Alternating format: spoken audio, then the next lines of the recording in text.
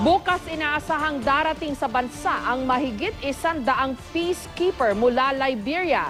Bagamat nauna na silang nagnegatibo sa isinagawang Ebola screening test, hindi pa rin papayagan ang sinumang kaanak na makalapit sa kanila bilang pag-iingat.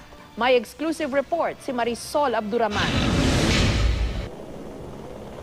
Sa telebisyon lang makikita ng kani-kanilang pamilya na 133 Filipino peacekeepers pagdating nila sa Pilipinas mula sa Liberia.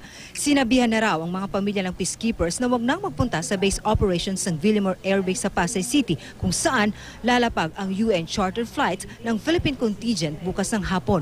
Mula Villamor Air Base, didiretso ang mga peacekeepers sa Caballo Island sa Naik, Cavite kung saan nagtayo ng quarantine facility. We are really after yung making sure na there will be, if possible, 0% of chance na magkaroon ng transfer based on medical advice to us.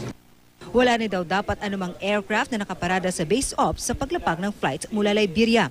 Limitado rin ang mga personnel na naka-protective suit na aalalay sa mga peacekeepers sa kanilang paglipat mula sa eroplano pasakay ng bus na sasakyan nila pa Naik, Cavite. Kaya maging ang media, bawal din.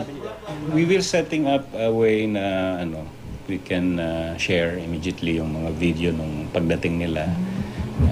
But then not physically close. Labis itong ikinalungkot ng mga kaanak ng peacekeeper na sabik na makita ang kanilang padre de pamilya.